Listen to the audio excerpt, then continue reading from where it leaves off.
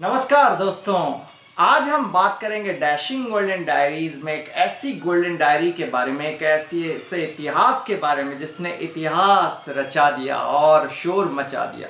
एक छोटा सा केक, खूबसूरत मीठी चीज़, लेकिन जिसने इतिहास रचा दिया। ऐसा केक ना किसी ने कभी काटा था, ऐसा ना किसी शॉपकीपर ने ऐसा केक कभी किसी के लिए बनाया होगा।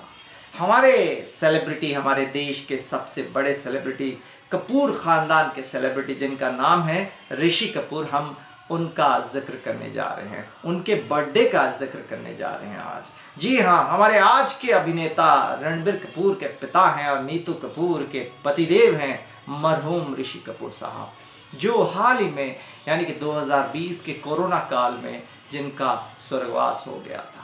नीतू कपूर जी ने उनका बर्थडे एक ज़बरदस्त अंदाज में सेलिब्रेट किया था हाल ही में, लेकिन रणबीर कपूर साहब नहीं आ पाए। लेकिन कोई बात नहीं, रणधीर कपूर जो कि र से शुरू होते हैं, वो थे उनके बड़े भाई, उनके पिता तुल्य हैं, उनके पार्टनर थे और उनके वैसे भाई थे, वैसे उनके पिता थे, सब कुछ हैं उनके।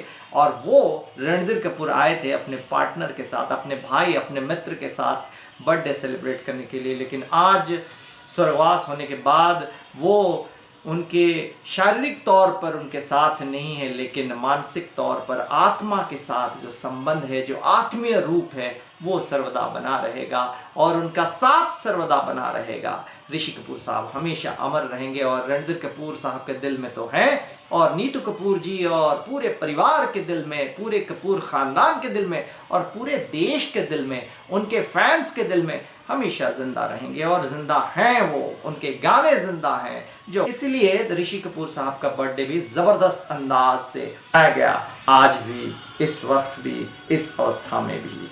वैसे नीतू कपूर जी ने केक का निर्माण किया था, ऐसा ज़बरदस्त केक ऑर्डर किया था, क्या बताएं। उसमें उनकी फेवरेट डिश जो है वो भी उसमें बनाया गया था। ऐसा है कि केक है, लेकिन केक के अंदर इस प्रकार, इस अंदाज से बनाया गया था कि पूछो मत, पूछो मत। विस्की वो पसंद करते हैं, तो विस्की जो है, एक विस्की की बॉटल भी उसमें बनाई गई थी, उस तरह से एक तस्वीर बनाई गई थी। और साथ में मटन करी जो फेवरेट है ऋषि कपूर साहब की, वो भी रखा गया था और लिखा गया था कि Chintu's birthday, we are celebrating Chintu's birthday, we are celebrating Chintu. और नीतू कपूर जी ने एक तस्वीर खींची ऋषि कपूर साहब की तस्वीर के साथ, जो कि बहुत ही इमोशनल थी, बहुत ही ज़बरदस्त थी, बहुत ही आला, बहुत ही उम्दा तरीन तरीक़ा था ये उन्हें श्रद्धांजलि देने का। रणधीर कपूर साहब ने ही नाम दिया था चिंटू, इसलिए रणधीर कपूर साहब साथ में आए थे, वो भी बहुत ही भावुक हो गए थे।